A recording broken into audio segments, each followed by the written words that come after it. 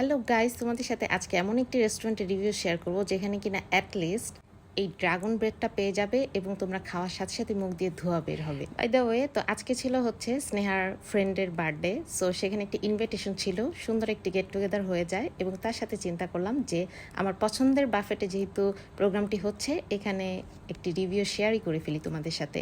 তো ফার্স্টটা হচ্ছে এখানে কেক কাটছিল স্নেহা এবং ওর ফ্রেন্ডরা মিলে, সুন্দর একটি কেক এখানে অর্ডার করা হয়েছিল এবং কেকটি এখানে সবাই মিলে কাটছিল আর হচ্ছে আমি খুব এনজয় হচ্ছিল। আর এই বাফেট লঞ্জে আমার আগেও 2বার করে রিভিউ শেয়ার করা আছে আমার ইউটিউব চ্যানেল স্নেহা অ্যান্ড রংস ওয়ার্ল্ডে, বাট যখন আবারও আসলাম ভাবলাম যে একটি ছোট্ট ভিডিও নিয়েই নিই, যেহেতু বার্থডে পার্টিটারও একটি মেমোরি থাকবে এবং এখনও যারা জানো না এই বাফেট রেস্টুরেন্টটি সম্পর্কে তাদেরও একটি আইডিয়া হয়ে যাবে। তো এই তো দেখতে পাচ্ছ যে ব্যাকগ্রাউন্ডে কি সুন্দর করে সাজানো। যাই হোক, আর কেকটি ছিল খুবই চমৎকার, আমার এত পছন্দ হয়েছিল পিঙ্ক কালারের এই কেকটি। তোমরা তোমাদের যে মেয়ে বাচ্চার বার্থডেতে এরকম একটি কেক অর্ডার করে ফেলতে পারো।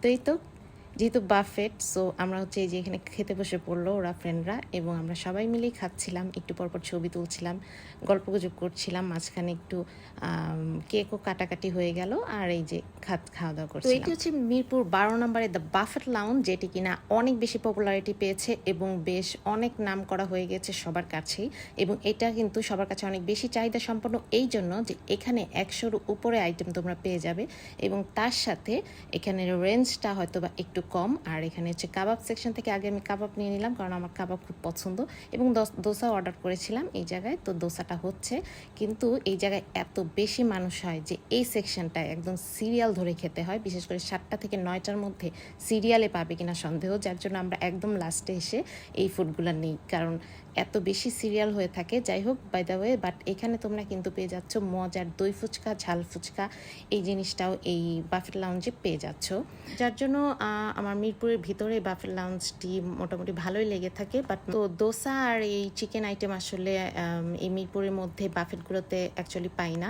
যাই হোক, এই তো আরেকটি ইন্টারেস্টিং বিষয় হচ্ছে কি, তোমরা এখানে ড্রাগন ব্রেড পেয়ে থাকবে, যেটা কিনা মিরপুরের এখনও পর্যন্ত কোনো বাফেটে কিন্তু এটাতে নাই। সো বাচ্চারা বা বড়রা প্রত্যেকেই কিন্তু এই জিনিসটা খুব এনজয় করে। তো তোমরা কিন্তু এই ড্রাগন ব্রেডটা পেয়ে যাবে এই বাফেট লাউঞ্জে। দেখতে পাচ্ছ এখানে কিন্তু সবাই আসলে আমরা মুখে নিয়ে খুব মজা করছিলাম এবং এর আগের বারের ব্লগগুলোতেও তোমরা যদি দেখো আমার, সো তোমরা দেখতে পারবে। তো এই যে রনক বারবারই একটা একটা করে নিয়ে এসে খাচ্ছিল। যাই হোক, তো আজকে আমাদের এই শর্ট ব্লগটা কেমন লাগলো জানাবে। তো এটি ছিল জাস্ট একটি এন্টারটেইনিং ব্লগ, সাথে ব্লগ বাফেট লাউঞ্জটি সম্পর্কে তোমাদের একটু আইডিয়া দিয়ে দিলাম। যারা কিনা বাফেট খুঁজছো, তো তোমরা মিরপুরের যারা থাকো তারা কিন্তু বাফেট লাউঞ্জটি প্রেফার করতে পারো।